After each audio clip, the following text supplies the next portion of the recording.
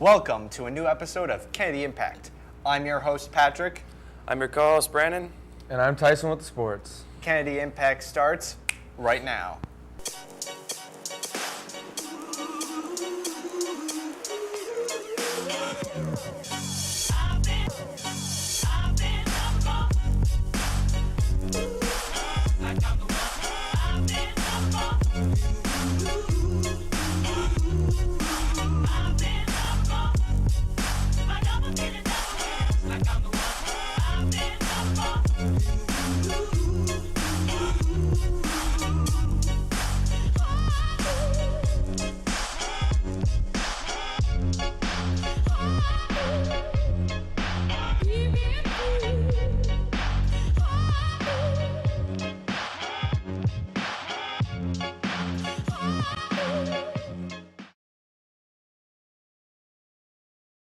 Let's get this episode started with a continuation of one of last episode's stories.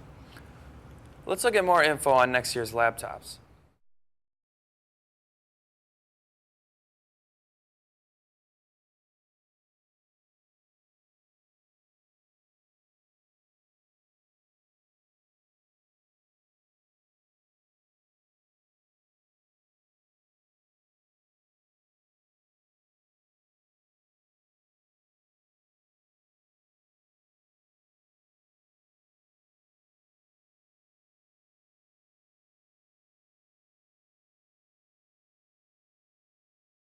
Hi, I'm Chris, and I'm here with Mr. Nelson to talk about the one-on-one program.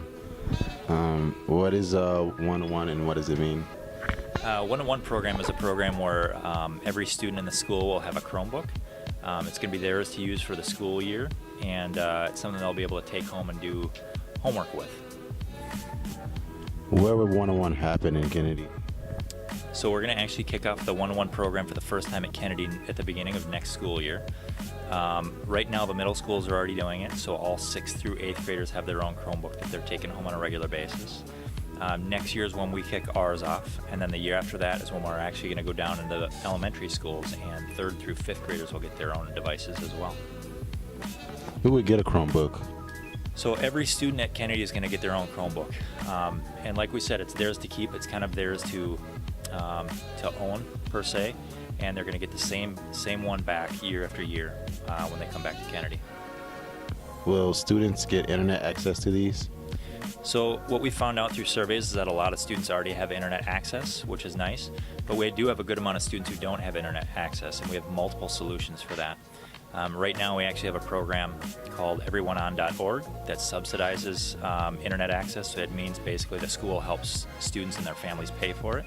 We're going to have a big push to get students signed up for that, and if they still can't get internet access, we're going to have other solutions such as Wi-Fi pucks. And will it cost anything for the students? Nope, student won't pay anything out of pocket. The program is paid for through a referendum that was passed years ago in Bloomington. The only money that comes out of students' pockets is, if a student damages or loses a case or needs some sort of replacements of some sort caused by mistakes that they made. But the costs are going to be minimal overall, and if kids take good care of their Chromebooks, they won't see any costs. Hi, I'm Chris, and I'm here at Valley View Middle School with Dejanay. Hey, Dejanay, and what grade are you in? 7th. And how do you like the Chromebooks? I like them. They're okay. Better than having paperwork. So. Did you guys have Chromebooks last year? Yeah, they were silver. These ones are black now. They're better and faster. So. Last year's was slower? Yeah. Like, you couldn't even get on a lot of things at once. You had to take off a page when you needed that page, and then so. What's better now that you have the Chromebooks? You don't have a lot of paperwork, and sometimes in classrooms you can get on, but you can't get on stuff that you want to get on in classrooms because the teacher are watching like a hawk. So it's like, so don't try to get on anything else that you can't get on. Hi, I'm Ben. I'm here with Ayana. What's different and better about having the Chromebooks in class as opposed to not having them? Usually we would have to do everything on paper, but now we can use it on the Chromebooks, like our homework and stuff. Do you guys get to take them home? Yeah. Can you use it for personal use at home or however you want? Or Sometimes because let's say like you try to get on a game website, they have it blocked, but you can get on YouTube. all right, would you say it makes it easier to do homework? It does because we have this thing called Google Classroom, and that's where all of our assignments are at. Instead of trying to keep up with paper, you can just click a turn in button, and that's it. Is there anything you don't like about the Chromebooks? They break too easily. How has the Chromebooks improved your teaching? Well, I'm an 8th grade geography teacher, and it's improved a lot in the fact that you can use it as a tool to try and help you bring in technology to, expand kids' knowledge of various subjects. And I use it a lot, especially with current events, where I use Google Classroom, and I assign assignments where you can go, instead of doing the old newspaper like you used to, we can now go online and go to various websites, whether it's New York Times or Star Tribune, and I think kids maybe get a little more out of it. So in that respect, it's kind of fun for them to be able to do that, and for me to create assignments and lessons that I think will expand their knowledge on current events and other things going on around the world. Has the Chromebooks made teaching easier? To a certain extent, yeah. When you get an assignment like that, you can, zip through it real quick and see if everybody did it, and you can send out an email to them if you didn't do it. And so it's been good, and then there's been some, negative things about it too, where, a lot of students kind of forget about it, even though it's right there in front of them and they have the Chromebook. They don't always necessarily get the assignment done on time, which has been a little bit of a problem, but which I think, this is our first year with it. I think it'll, smooth out over the next few years, and kids get used to it, especially each year as they keep coming up and finally get to 8th grade from 6th grade and 7th grade. You have any challenges with the Chromebooks? Yes, the number one thing is charging them. A lot of students forget to go home at night and plug them in and charge them, and then have them ready for the next day, or maybe they only leave about 20-30% of the charge in there, and then they don't have enough to make it through all their classes during the day. But overall, I think they're good. It's just I use them as a different tool. I don't use them every single day, and I think they can definitely enhance learning. And it's a wealth of knowledge right in front of you. It's just whether you use it or not, and take advantage of it. But I think it's a good thing. I'm Kevin, and I'm here with Mr. McGrath, the principal from Valley View Middle School. Hey, everybody. Mr. McGrath. What's your favorite thing about students having Chromebooks? Oh boy, I love the opportunity to extend the school day. So now we have an opportunity to have students engaged in their learning, not just from 7:55 until 2:37, but before 7:55 and after 2:37. So we have the opportunity to really take that day and have students engaged in their learning well beyond what we've done in the past. All right, has everything got easier with the Chromebooks? Yeah, I don't know that everything's gotten easier. There certainly are some things that are far easier for, say, teachers who can get really good formative feedback right away from students all having a device. I think for students, naturally, the technology is engaging for them, that just having that Chromebook, having different ways to access content from teachers and from the classroom, that alone has increased the engagement of our students, so that's been a really good thing. Okay. I hope all of our juniors, sophomores, and freshmen are thankful for the awesome laptops they're going to be getting next year, because we seniors won't be able to experience that. My point exactly. Now for a quick update. In today's update, we have a few things. Kennedy's chopper class competed at the Donnie Smith Bike Show and took home first prize. Great job, chopper class. Juniors, remember next week you are taking the Math MCA, so that means for everyone we will have Super Block Days sometime next week. The robotics team competed at the 10,000 Lakes competition last week and made it to the quarterfinals. They also won the Industrial Safety Award, and team captain Andy Nelson was selected for the Dean's List and will compete with 200 other finalists in the robotics championship. That's all for this week's update. Patrick, have you heard of the Senior Capstone Project? No, what is it? I'm not sure. I don't really know either, but we have a story on it anyways. My baby don't mess around, 'cause she loves me so, and this I know for sure. Hi, I'm Michael Boone, and I'm here with Miss Mahalik. So I got a question for you. What is Senior Capstone Project? So Senior Capstone Project is a new class that's running this year. It's for seniors only. And the seniors this year are designing their own project. So they get to find something they're interested in, either career-wise or college-wise, or just a personal interest of theirs. And they get to design a trimester-long project. And then at the end of the trimester, they'll be presenting their project to a panel. So how do the juniors of this year get into that? Well, you can register. We already had our official registration, but you can talk to your counselor if you are interested in signing up for the class for next year. Is this a one-try class or all year? Yep, it's just a one-try class at this point. Since this is the first year it's run, we're kind of figuring out the bumps and how it's going to work out best for next year. So hopefully by next year it'll be an even better class than it is this year. What type of credit do you get for it? It's an elective credit, so you get just a normal credit, but it doesn't go towards necessarily any of your graduation requirements. Well, thank you. Thank you. Cool, and I'm here with Priscilla. Katie. Jordan. And we're talking about the Senior Capstone Project. That's how you do it? Okay, perfect. So what's your project? Mine involves musical therapy and trying out to see how it affects students. I'm doing an analysis of standardized testing at Kennedy. I kind of came to this project idea because I feel like people are often defined by their standardized test scores, and I wanted to gauge the general student opinion of standardized testing at Kennedy.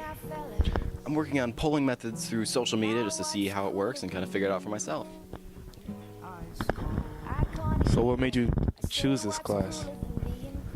I knew it would affect me in the future, and it's kind of what you do as a major in college, so it'd be a good experience. Just doing, exploring different research methods and really diving into a topic that I'm interested in that I might not have had an opportunity to earlier in my high school career. Doing surveys and talking about politics is something that I've been interested in for a long time, and I just kind of wanted to explore it further. So would you recommend this to the juniors this year and the sophomores this year too, when they become seniors? I would recommend it if you have time. I would definitely recommend it if you feel like you haven't had the chance to explore different topics that you're interested in high school. And it also looks good on a college application and a resume. Well, it is called Capstone. It's a great way to end your school year, and I mean, it's just a great way to end the year, I guess. That's all I can really think about. Thank you guys for your time. Go ahead and get back to class. All right, I'm David Stelter, and I'm here with Danella. And we're doing a story on Capstone, and what's your project? Well, it's Senior Capstone. It's a class that's designed for seniors, and what we do is you choose a project, and you get a community mentor, and you kind of work with them, and at the end, you put it all together, and you come up with a project. And my project is I'm researching economic inequality, and I'm working with different mentors in the community, and at the end, I'll be putting together a presentation on what I learned. All right, nice. Michael Boone, all right, here with Abby Roscott. We're talking about the Senior Capstone Project. So what is your Senior Capstone Project? My project is analyzing the differences between German and Japanese movie film culture after World War II.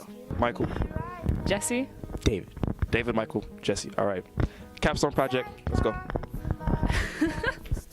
All right, so my capstone project, I am selling headbands and putting all of the proceeds to an organization called Girls Inc. that puts on programs for girls in kind of high-risk areas for like confidence building and self-acceptance and like STEM future job stuff. You think you got it, ooh, you think you got it, but got it, just don't get it till there's nothing at all.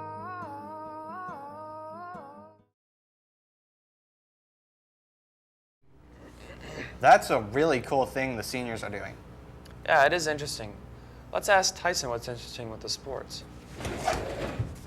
What's up, Kennedy? This week in sports, the baseball team plays on Thursday at Red Haddocks Field against Chanhassen at 4:30, while the softball team also plays Chanhassen at Kelly Fields at 4:30. On Friday, the girls lacrosse team plays at 5:30 against Shakopee out on the turf field. On Tuesday, the baseball and softball team will both play against Chaska at 4:30. The baseball team will play at Haddocks Fields, while the softball team plays at Kelly Fields. Also on Tuesday, the boys lacrosse team will play at 5:30 against Shakopee out on the turf fields. In national news, the Duke Blue Devils defeated Wisconsin 68-63 in the national championship game. The high scorer was former Apple Valley guard Tyus Jones, who scored 23 points for the Blue Devils. Back to you guys. Read any good books recently, Brandon? Not really. I haven't had any good ideas on what to read anyways. Well, Ms. Shimkus and Mr. Richardson had a few ideas. The service and the loyalty I owe in doing it pays itself, Your Highness. Part is to receive our duty. Oh, I didn't see you there. Just reading some old-fashioned Shakespeare. But today we're going to ask Mr. Richardson and Shimkus what their favorite books are, and they'll recommend some good ones for our students. My man Christian's going to take it from here. See you in a bit. I'm here with Mrs. Shimkus from the library. So we're doing a story on books. What is your favorite book? Well, considering I've been around for a long time, I've read many, and I have many favorite books. And so when I saw the questionnaire and they asked, what is your favorite book, I thought, there's just too many to pick from. Okay, so what would it be? Well, so what I chose to talk about was Stephen King, who I just happen to have some sitting right here. And I figure in your English class you read books that make you think or have a profound statement or are depressing or about survival. And so I thought I would just talk about something that is fun to read. And that's why I picked Stephen King. Why would Stephen King be your favorite? Well, I started many, many years ago. The very first one I read was Salem's Lot, and it's about vampires. Now, these are serious vampires. This isn't Twilight vampires. These are kids that are vampires. And I loved it, and there's something about human nature that likes to be scared. And that's why I started reading the Stephen King books. And so I read Salem's Lot, which is about vampires. Now, a lot of kids, I'll suggest this, and they look at it and they go, oh, that's too big. But it's a book that once you start, you won't quit reading and you will finish it. Why should teens read these books? Teens should read these books because they're just fun. They're adult-level reading. It's not like you're reading Goosebumps or Fear Street. They are adult-level reading, so they will challenge your reading, but they're just for fun. They're a good book to curl up with and read rather than do video game, rather than do TV. Read a little Stephen King. And we've just got a whole section of brand new ones in. We got Thinner, which is scary. That's about a man who had a curse put on him by gypsies. We have Misery, which is just crazy, about a woman that takes a man prisoner and tortures him. Carrie is about a girl who is bullied, and she does not just get mad, she gets even. So I recommend, as an alternative to TV, video games, whatever, something just fun to read. Take a look at our Stephen King. All right. So where could you find these books in the library? Okay. Stephen King is all fiction, of course. And all of our books pretty much are paperback. So you can find them with the PB for paperback and the KI for King. And since they're all alphabetical, you would go out to the paperbacks and go in alphabetical order until you came to the Ks, and you'll find Stephen King on the shelf. Well, thank you for your time. Well, thank you. I appreciate you asking me and allowing me a chance to talk about Stephen King. Go and read Stephen King, guys. We're here with Mr. Richardson. So, what's your favorite book? Well, I knew you guys were coming, so I brought two of my favorite teen novels. One is called Feed by M.T. Anderson. This is a book basically about slightly in the future where everybody has the internet woven into their body. So the feed is this wireless internet where you can kind of connect to things in your brain, in your body. It knows what you like, it knows what you want, it helps you order things, you have credits you can order from, and it's a really interesting futuristic story that isn't too far off with what might really happen, in my opinion. It gets pretty ugly towards the end of the story, but if you're interested at all in sci-fi or technology, or it also has a good love story in it, so highly recommended.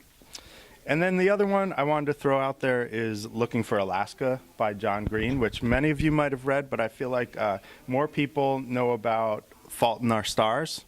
And this came out before that. It won the National Book Award, and it's really well written and horribly depressing. I highly recommend it. All right. Why are these your favorite books? I think they're both really well written.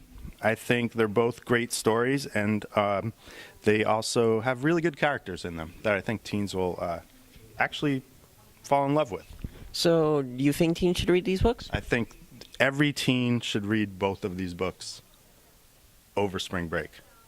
Or wait, this is going to air after spring break. Yeah, so after spring break, or over the summer maybe. Thank you for your time. Thank you. Nice talking to you. Well, those were some good interviews, weren't they, Christian? Yes, they were. Is there any book that you would recommend? I would say The Hunger Games. Agree. I would say Macbeth by Shakespeare. One of his best, I would say. Well, we both hope you enjoyed the story. We'll head back to the main show now. Buddy? Right. Buddy? Buddy. Buddy. Buddy. Right. Buddy.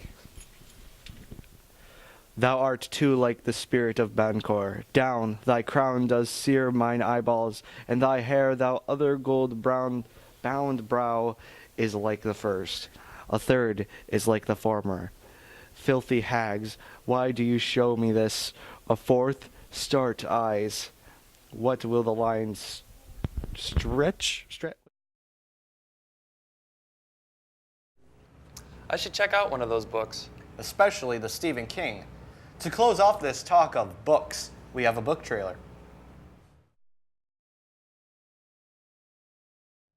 Dear Caitlin, this is what I want, so don't be sad. You might be looking for reasons, but there are no reasons. The whole story is, I am sad. I am sad all the time, and the sadness is so heavy that I can't get away from it. Not ever.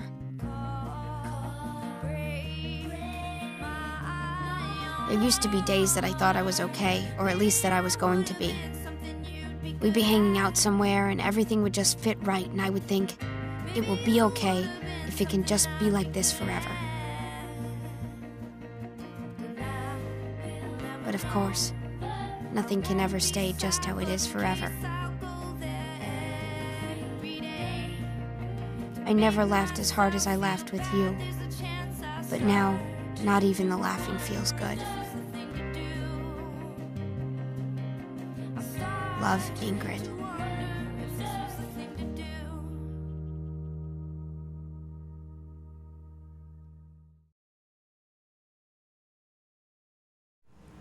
That's it for this week. Once again, I'm Patrick. I'm Brandon. And I'm Tyson. Come back for a new episode next week. Same Kennedy time, same Kennedy channel.